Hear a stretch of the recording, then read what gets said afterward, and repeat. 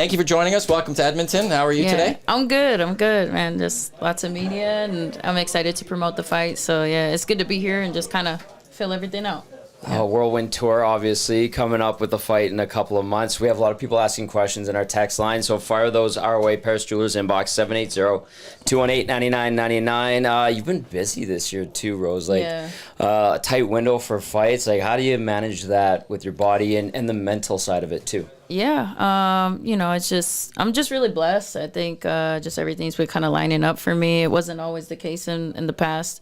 And so I'm just really grateful that I have this opportunity, because I really want to become 2-division champion. So I know that as soon as I get the opportunity to stay active, that's what I'm going to do. So here I am, and I'm just really fortunate to be in this spot. Just everything kind of just lined it up, Like it's supposed to be. Right? Yeah. Everything finds the way the universe throws you one, right? Yeah, I mean, it's just, I think it's also like I'm just doing what I'm supposed to do too. Yeah. Like not, just, I think life situations, it just kind of, everything's at peace right now. How has it been at flyweight for you? I know you put together back-to-back wins, but how have you found that stepping up in class? It's been a little transition period for sure. Something I had to get used to, my body and everything like that.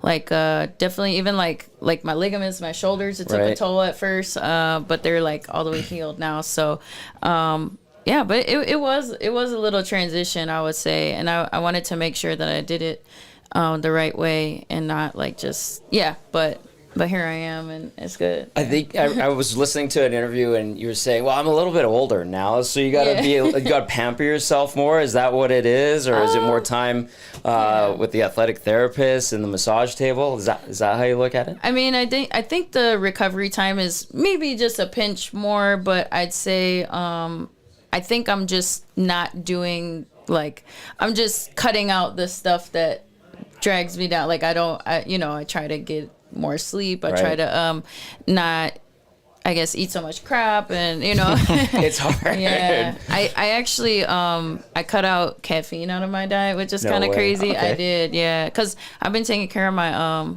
87-year-old grandma recently, and she has high blood pressure, and I noticed that when I had caffeine induced high blood pressure at some point, and at least when I went to go get checked out, they're like, your blood pressure's kind of high, and I was like, oh, that's because we just went to this coffee shop, we tried a bunch of stuff, and and so I'm thinking about it, I'm like, I'm gonna start now and just start cutting it out, and I have. So it's by the grace of God, I've just been able to cut those things out.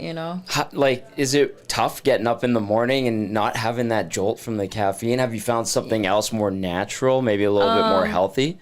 Yeah, so I have a variety of different things. Right now I have a decaf, so it's just kind of the more mental placebo thing. Yeah. But I have I also have decaf Earl Grey, also to change out. I have this stuff called Dandy Blend, which is dandelion tea, but it's it's roasted, so it tastes very similar to coffee, but it's actually good for you. And then I also have a decaffeinated chai blend because I love chai tea, so I make that with a little creamer in there. And then trying to think what else. I know I have I just love teas in general, so I do a lot of herbal teas and things like that. But Maddie, I have one more. Yeah, go for it. Because you talk about the natural stuff, and you're talking about your process with the teas and the other supplements. Are you still beekeeping? I am. I really am. How did that come to be? I was like, whoa, what's going on? We have a friend, a former colleague of ours at another radio station. He loves it. He does it too. Well, naturally, I mean, I've always since I was a kid, my childhood dream was to become a farmer.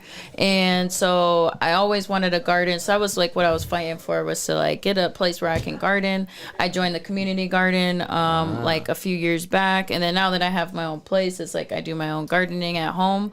But just kind of, I think one thing leads to another. You just same thing with martial arts. I started with taekwondo, and then it just kind of opened the doors to the other styles, and here I am, a mixed martial artist. I believe it's the same thing, and it's gonna be the same thing with agriculture. I'm gonna have a little bit of everything as I get older and as I phase out of martial arts, or at least fighting. And and it just so happened that I had a couple they're kind of long stories, but certain, I guess, experiences with bees where I realize I've never been a bug person. Like I'm not afraid of like spiders, but I just, nobody They're likes creepy crawlers. Yeah, like I hate I'm spiders. not like one of those weirdo kids that's like playing with bugs. Like how some kids are like really into that. I don't know. yes, they're weird. Yeah, and I just remember growing up with a couple of those like kids as friends. Like, what are you doing? But no, but like so I've never been an insect person, but bees for some reason have always.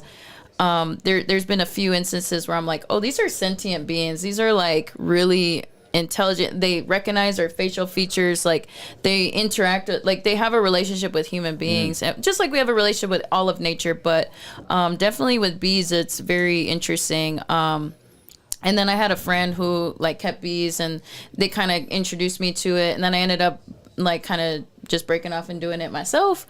And yeah, and so the first hive, they ended up dying after the winter. I know, but I didn't really know what I was doing. And then this time, I came across another hive, and so this is the first time I'm doing it myself all together.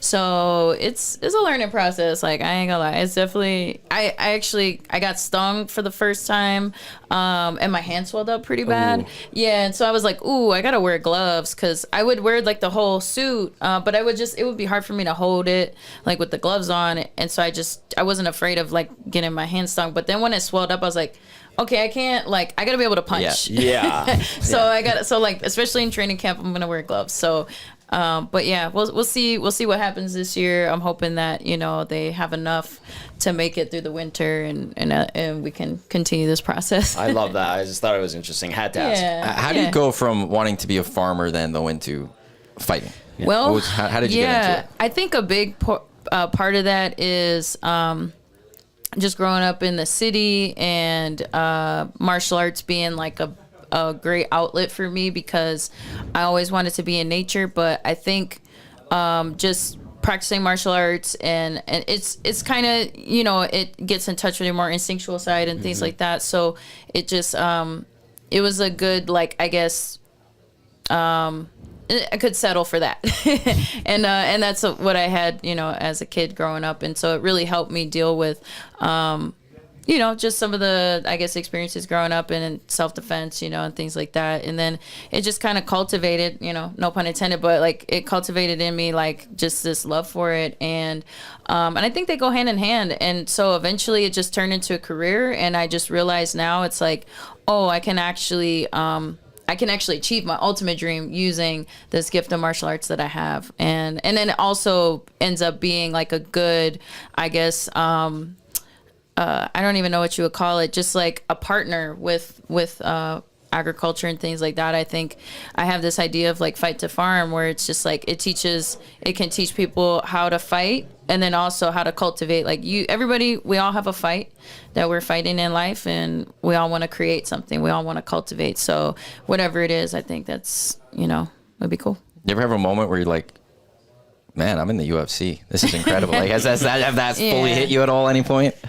In a way, like it definitely, there's times where I'm in awe, like all the blessings that God's given me throughout my entire life. But I would say that I did kind of grow up in the UFC. So like, I don't know anything else really. Okay. Like I sort of don't, you know what I mean? Like I have my childhood, and like my early, like, I guess, adult life, but like most of my young adult life was growing up in the UFC, so it's kind of like weird to think of like life without that. Big Maple asked a question that's kind of in line with that. Texting in 780-218-9999, Paris Jewelers inbox. Big Maple says, I've got a question for Rose. It's been 10 years since she was on The Ultimate Fighter. What advice would she give herself at the start of her season if she could speak to her younger self?